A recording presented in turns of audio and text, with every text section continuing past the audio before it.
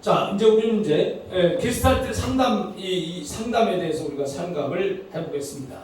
자, 게스탈트는 이 상담이 수동성에 반대된다. 수동성에 반대된다는 거예요. 이제 그러니까 무슨 어떤 이렇게 막 내가 마음대로 이렇게 막 움직이고 그래서 상담사가 움직이고 그런 거에 반대하며, 자, 인간을 개인이 책임을 질 수 있다고, 환경적인 부분과 통합된 인간으로 생활할 수 있는 스스로 충분한 능력이 있는 존재로 봤다.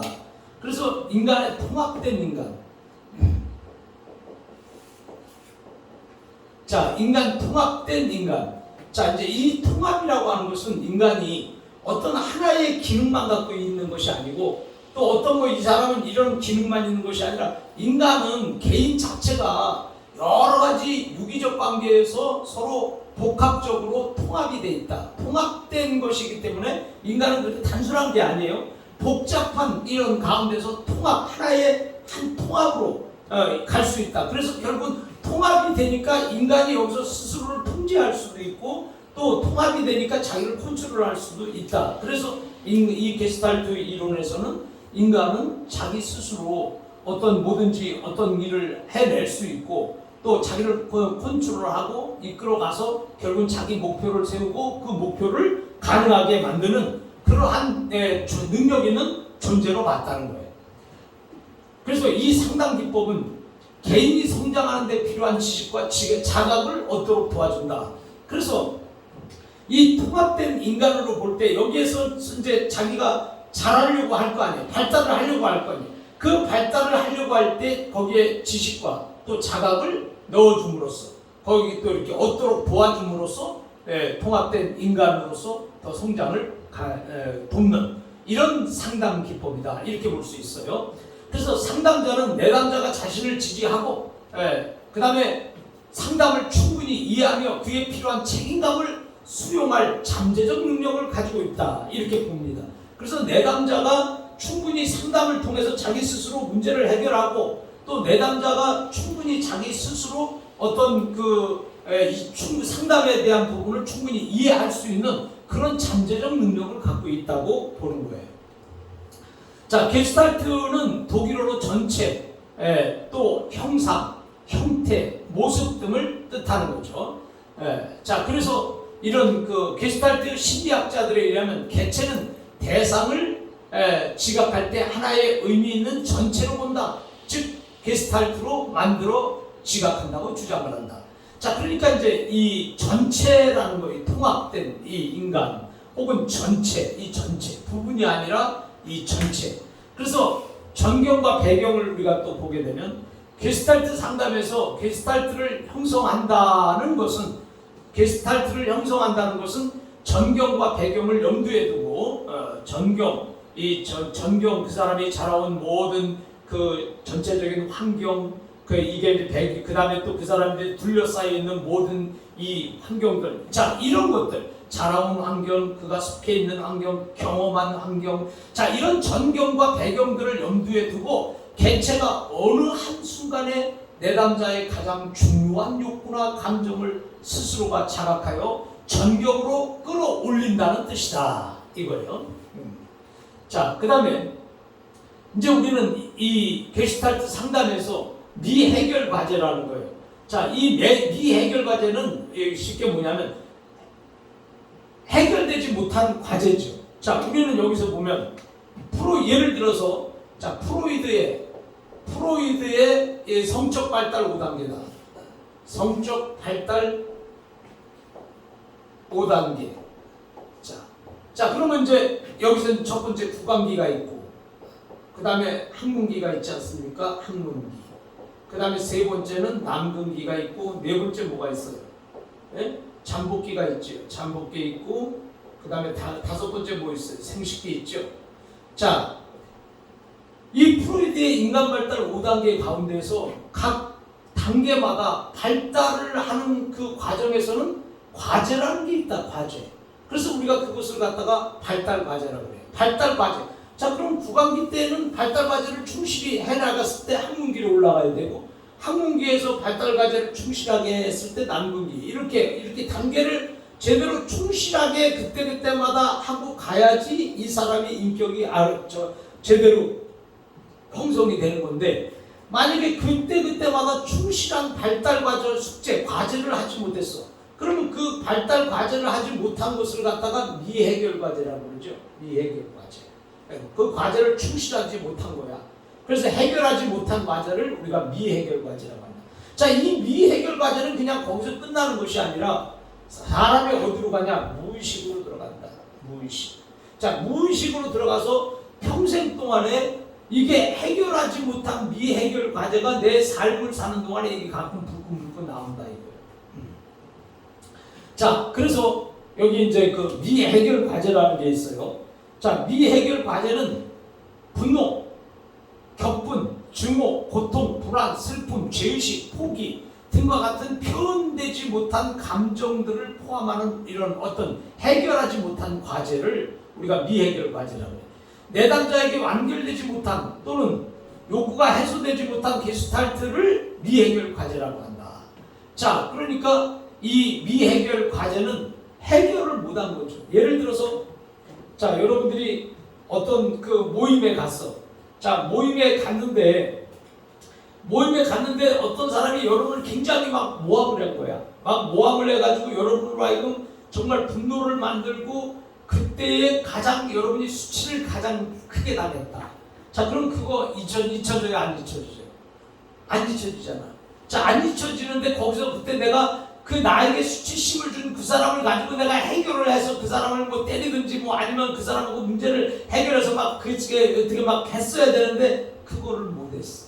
자, 그거를 못하니까 이게 여기서 과제로 남지. 예, 그 과제로 남아가지고 이게 무의식으로 들어가는 거야. 자, 무의식으로 들어가니까 이제 이게 어떻게 막 분노가 이제 지금 이렇게 무의식에 집어넣었어. 근데 그것이 살면서 가끔 문득문득 생각이 나요, 안 나요? 문득문득 생각이 나면서 어떤 사람에게 그 공격성으로 대신 이렇게 나갈 수 있잖아요. 자, 그렇게 그런 것들을 우리가 이 해소되지 못한 게슈탈트, 자, 이런 것들을 우리가 미해결 과제라고 한다. 자, 이제 미해결 과제에 대해서 여러분이 아셨어요? 자, 그 다음에 현재성. 이 게슈탈트 상담에서는 현재성이 또 있어요. 현재라고 하는 지금 여기야. 내담자의 현재 순간을 이해하고 경험하면서 내담자가 스스로 음미하는 것을 배우도록 도움을 주는 것이다. 그 다음에 회피라는 게 있어요. 회피. 자, 회피는 미해결 과제에 관련된 수단이에요. 그래서 그냥 피하는 거죠. 피하는 거. 그래서 회피는 미해결 과제에 직면하거나 미해결 과제와 관련된 불편한 정서에 직면하는 것을 스스로 막는 데 사용하는 수단이다. 자, 그러니까 내가 볼 때 참 이 어떤 그 사람과의 어떤 굉장히 좀 안 좋은 문제가 있는데, 자, 그러면 안 좋은 문제가 있는데 그 사람을 만나려고 그래? 아니면 피하려고 그래? 피하려고 하죠. 그게 이제 회피란 말이죠. 자, 그 다음에 이제 신경증의 층이에요. 신경증. 그래서 펄스는 성격을 양파 껍질에 비유하는 거야. 그래서 양파 껍질에 비유해서 계속 이제 성격을 거기에 비유해서 개인의 심리적으로 성숙되기 위해서는 5단계 신경증의 층을 벗겨야 한다고 생각을 하는 거예요. 그래서 신경증 5단계가 뭐냐? 자, 가짜층이야. 가짜층. 예, 그래서 가짜층을 맨 위에 있는 거는 가짜다. 가짜. 그래서 이제 가짜층을 벗기고, 그 다음에 이제 두 번째 가짜층을 벗기고 들어가면 또 공포층이라는 게 있어. 공포층. 자, 그래서 이 공포층을 또 벗기고, 그 다음에 그 사람 이제 곤란한 거죠. 그 공경층이라는 게 있어. 자, 공경층을 또 세 번째 또 파고 들어가서 벗기고, 그 다음에 네 번째 내적 파열의 층을 또 벗기고, 맨 끝에 외적 파열층이 있다. 네. 자, 이런 것이 이제 이렇게 그 신경층이다. 이렇게 말하고 있어요. 자, 그 다음에 이제 게스탈트 상담에서 상담 기법은 빈의자 기법이라는 것이에요. 빈의자 기법이라는 것은 빈 의자에 내담자가 떠올리는 상대방이 앉아있다고 생각하고 막 그냥 해결하는 거예요. 그래서 이제 예를 들어서 상담소에 가면은 그냥 의자 하나 놓고 너 속상하냐? 예, 속상합니다. 누구 때문에 속상하냐? 시어머니 때문에 속상합니다. 그러면 자, 시어머니가 여기 의자에 앉아있다. 너 하고 싶은 대로 다 해라. 그러면 빈 의자 갖다 놓고 거기 시어머니 앉아있으니까 자기 시어머니한테 할 말 못 하는 다 해버리는. 요게 이제 빈 의자 기법이에요. 그 다음에 반대로 하기, 역정 기법이라는 게 반정 기법. 내담자의 회피해온 행동을 드러내도록 해서 억압된 측면을 접촉해서 스스로 문제를 극복한다. 자, 이건 그냥 아까는 회피를 했어요. 회피를 하는데 반대로 이거는 뭐를 하냐면 그냥 부닥치는 거야. 자, 그래서 그냥 일부러 부닥쳐서 자기 그 속에 있는 그 회피해온 행동을 드러내도록 하면서 억압된 측면을 그대로 접촉해서 문제를 극복하는 일. 그 다음에 역할 연기라고 하는 것은 내담자에게 특정 장면이나 해결하고자 하는 상황을 연출하게 하거나 자신이 하고 싶은 타인의 역할을 해보도록 하는 기법이다. 자, 이건 뭐냐면 지금 만약에 부부간에 있어요. 부부간에 있는데 부부가 이제 상담을 하러 왔어요. 그러면 이 부부간의 상담을 부부를 앉혀놓고 하는 것이 아니고 연기를 하는 거죠. 연기를 할 때에 그때에 이제 이건 나고 이거는 남편이다 했을 때 이제 연기를 하게 만드는 거죠. 그 연기를 하게 만들면서 남편이 그랬어. 내가 이랬구나. 참 내가 이런 생각을 미처 못했구나 하면서 깨닫는 거죠. 자, 그래서 또 때로는 이건 아닌데 더 강하게 해야 되는데 하면서 자기 어떤 스트레스도 해결할 수 있게 되고, 그래서 이런 것을 이제 다른 사람을 보면서 다른 사람의 역할을 서로 나누어서 하는 것을 보면서 문제를 해결하는 거예요. 그 다음에 이제 현재화 기법이라는 게 있어요. 과거 사건과 관련해서 해결하고자 하는 내담자의 사고와 감정을 상담 현장에서 현재화시키는, 실제적으로 네가 그때 이랬잖아. 그럼 그때 당시에 내가 그렇게 돼서 내가 이렇게 됐습니다. 그러면 그때 당시에 그렇게 해서를 지금 여기서 다시 해보는 거죠. 그런 것을 현재화 기법이라고 한다. 그 다음에 자기와의 대화. 그래서 내담자의 인격에서 분열된 자신의 부분을 찾아서 대화를 나누게 함으로써 자신에게 분열된 부분을 통합시키는 기법이 자기와 대화하는 거죠. 나와 스스로 묻고 대답하고 또 혹은 거울 보면서 나와 대답하고, 자, 이렇게 해서 자기와의 대화. 그 다음에 느낌의 머무르기, 감정 머무르기예요. 내담자가 문제를 회피하지 않고 용기와 희망을 가지고 느끼고 있는 감정 그대로 자신의 감정을 거울을 보듯 들여다볼 수 있게 하는 기법이다. 그래서 그 느낌에 머무르는 거예요. 그 감정에 머무르는 거죠. 그 다음에 현실 검증이라는 게 있어요. 상상이나 투사는 자신의 현실과는 다르다는 것을 알게 해줌으로써 상담자가 현실 감각을 회복하도록 돕는 기법이다. 그리고 또 숙제라는 게 있어요. 숙제는 새롭게 체험하고 발견한 사실을 현실적으로 밖에서 실험해 보도록 숙제를 내주는 거죠. 오늘 이거 해서 해봐라, 해보고 와라 등등 이 숙제에 얘기했습니다.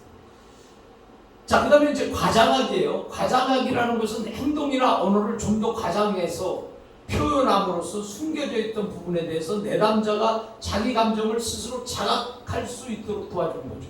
자, 그러니까 이것은 좀 더 내가 어떤 억울함을 만약에 100% 당했다. 그러면 그것을 내가 지금 이 상태에서 200%로 올려버리는 거야. 그래서 과장을 해버리면은 그 과장된 언어와 행동을 보면서 내가 참 저랬구나. 이거를 스스로 더 자각할 수 있도록 도와주는 기법이죠. 그 다음에 자각 촉진 기법이라는 게 있어요.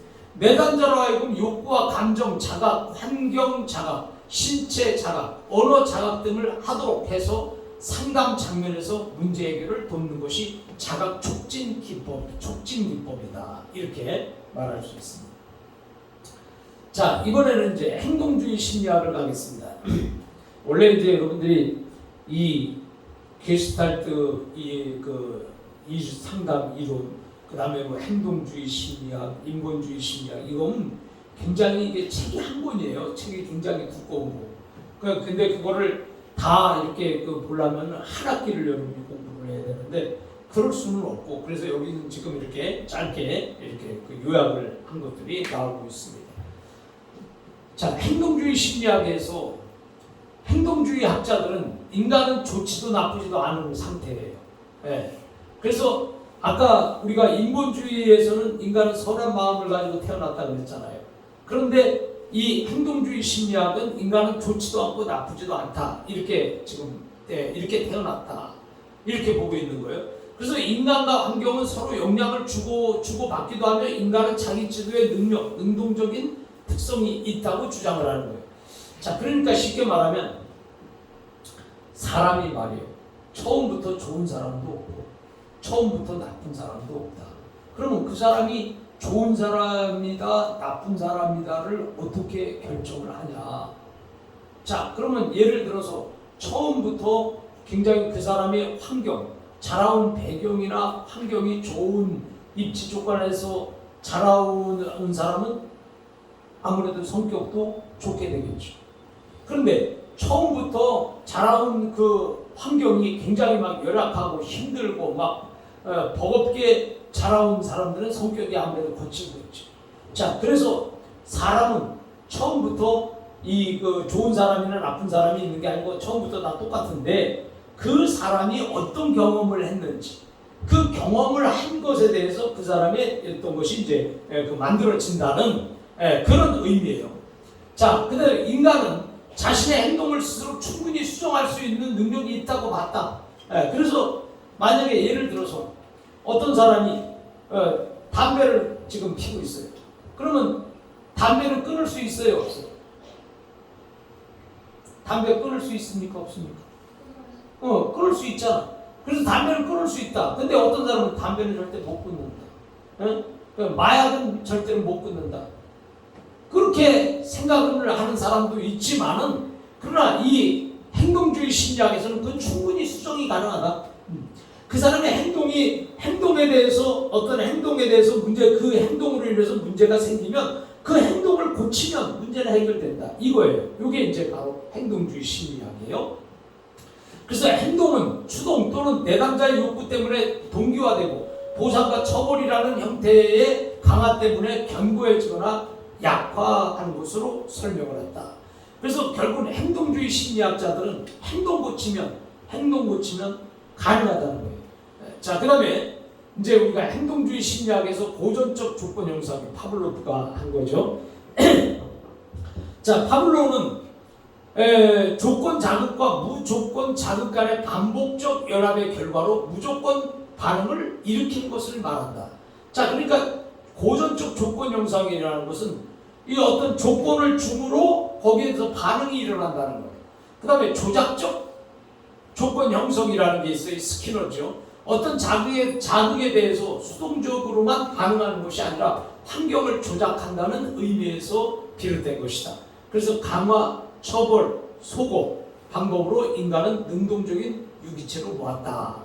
자, 그래서 이 조작적 조건 형성을 우리가 봤고, 그 다음에 반두라의 사회적 인지 이론이 있어요. 사회적 인지 이론. 자, 사회적 인지 이론은 관찰학습과 모방학습, 그래서 대리학습의 강화 이론을 이론적 토대로 하고 있다.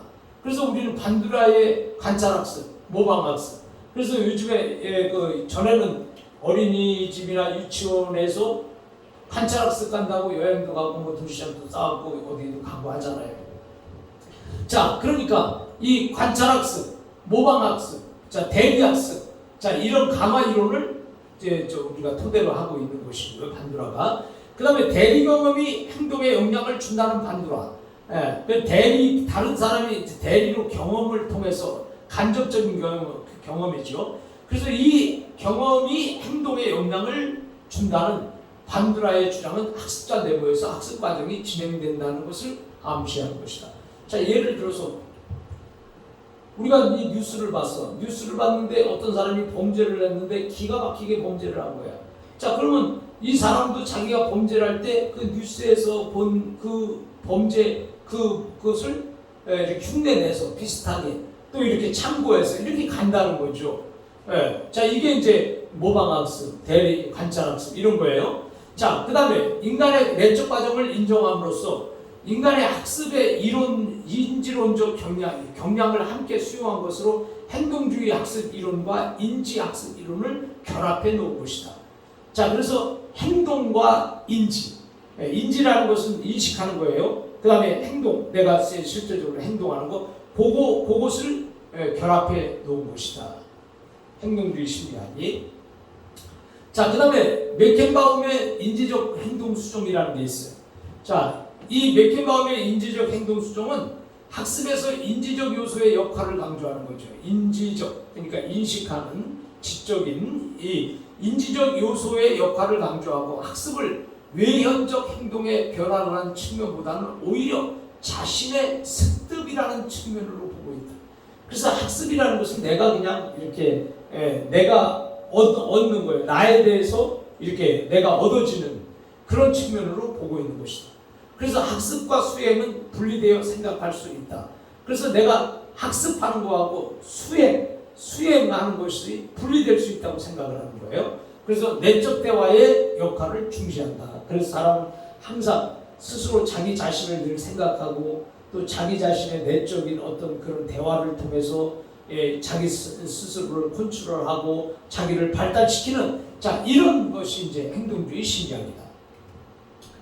자, 그 다음에 상담 기법에서는 내적인 행동 변화를 촉진하는 방법이에요. 자, 그러니까 우리가 체계적 둔감법이에요. 체계적 둔감법은 뭐 예를 들어 근육 이완 훈련이라든지 또 불안 위계 목록을 작성해가지고 뭐 그런 목록을 다 작성을 해본다든지, 그 다음에 단계적 둔감화, 자, 이런 것을 해본다든지, 그 다음에 사고를 정지시키는 거예요. 내 사고를 정지해보는 거. 그 다음에 역조건 형성을 만들어 보는 것이고, 그 다음에 인지적 모델을 해보는 거죠. 모델링.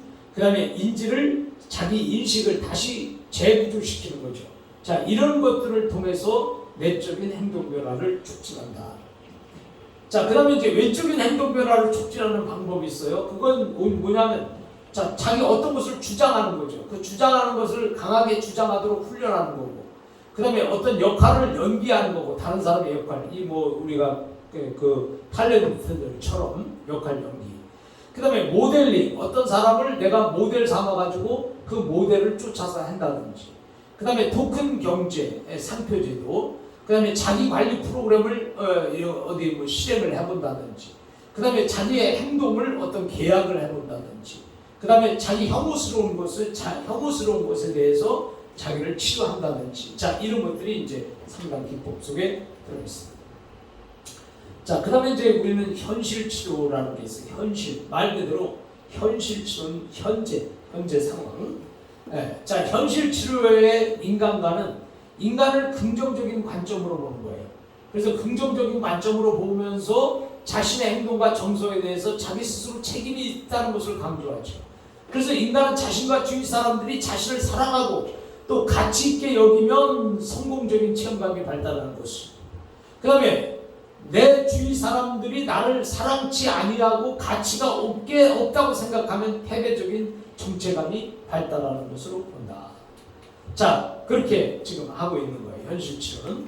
자, 그래서 이제 우리가 이 현실 치료에서는 우리가 보면 항상 우리 주위에 좋은 사람들이 있어요. 그 좋은 사람들이 있어야 좋은 영향을 받는 거예요. 근데 주위에 그냥 이 뭐 좋지 않은 사람들이 있다. 그러면 사람은 영향을 받게 돼 있어요.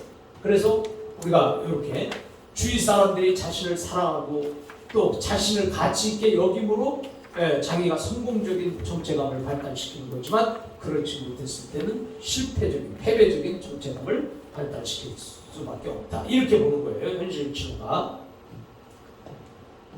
자, 인간이 자기 행동을 선택할 때 언제나 제일 나은 선택이었다면 바라는 것보다 부족한 성공일 수 있어도 성공이 아닌 실패라는 개념은 적절하지 않다고 보아야 한다는 것이다. 자, 그러니까 이제 이 현실 치료에서는 인간은 실패라는 것이 있을 수 없다. 그래서 좀 부족한 거지. 사람은 실패가 어딨냐. 이런 거예요. 그러니까 어떤 면에서 보면은 뭐 인간의 어떤 사명관, 또 인간의 어떤 사람이 성공이 어디고 실패가 어딨냐, 뭐 이렇게 보는 그런 관점이에요. 자, 그래서 현실 치료에서 주요 개념은 기본적 욕구는 뭐냐? 사랑과 소속의 욕구다. 이거 이제 우리가 이제 메슬로우의 세 번째 욕구 속에도 있어요. 그다음에 힘에 대한 욕구. 왜냐하면 내가 힘이 강해야 내가 다른 사람을 이길 수 있으니까. 그다음에 힘이 강해야 내가 유지를 할 수 있으니까. 그다음에 자유에 대한 욕구. 이렇게 얽매이는 거, 구속되는 거를 이제 싫어하는 거죠. 그다음에 즐거움에 대한 욕구. 그래서 사람은 누구든지 즐겁고 싶어하는 거죠. 그다음에 생존에 대한 욕구, 살고 싶은 욕구, 이런 것이 기본적 욕구로 현실 치유에서 기본적 욕구로 진행되고 있다. 그다음에 전 행동이라는 게 있어요. 전 행동이라는 것은 앞에 행동이라는 것이 아니라 전체적인 행동이에요. 그래서 전 행동은 원하는 것과 얻고 있다고 자각한 것이다. 사이의 간격을 줄이고자 고안된 것으로서 행동 체계는 활동, 생각, 감정, 신체 반응 네 가지 요소로 구성이 되어 있다. 이렇게 말합니다.